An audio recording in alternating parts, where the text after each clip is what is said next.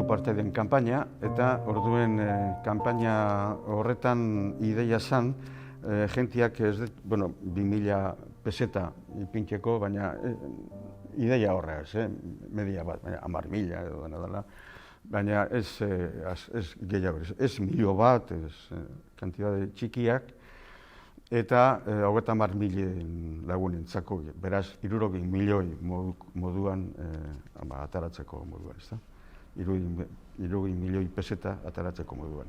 Kampaina oso poliki izan zen, ikuste hor, bai Mariano Ferrerek benetan lortu zuela mezu zuzena botatzen.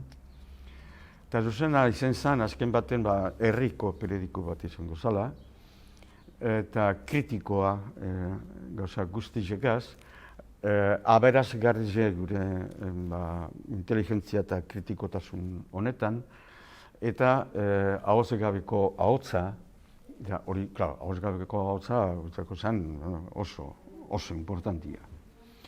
Kontutan hartu, momentu hartan ere, segidan, kanpaina hasita segidan, kanpaina hasi bazan, 1977an, otzailean, ipini daigun, igual aurreko hilean, urtarrilean, otzailean ipini daigun.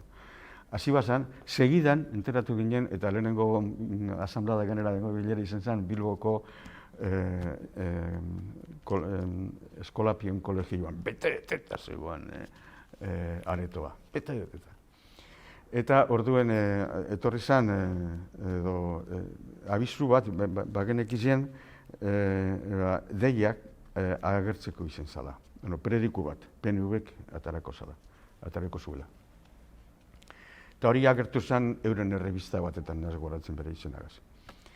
Eta errebista horretan agertu zen ideia esaten, euren periodikoa agertuko zela, eta esaten eraberien, beren jentiari, ez emoteko dirurik beste periodiko barri baterako du.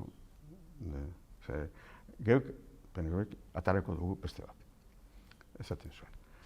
Orduen, eta tarazan, orduen Gorordo, gero alkati izan zena Bilbon, nire alkati izan zena, gure alkati, eta, ni bertan egondako momentuan alkati, eta,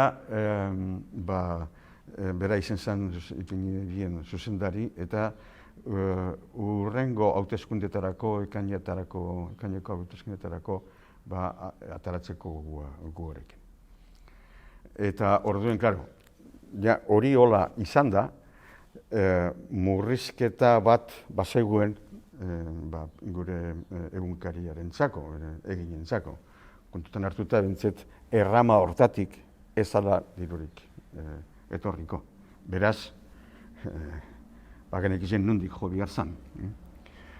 Hasieran, momentu batzuetan, asamblada batzuetan, gogoratzen az, hau geurie da, eta bai, geurie da, jakine. Galdera nondik zetorren, bazen ekizun eta isiltzen nintzen, bai, geurie da. Eta, orduan etorri zen, PNV-ren abizua.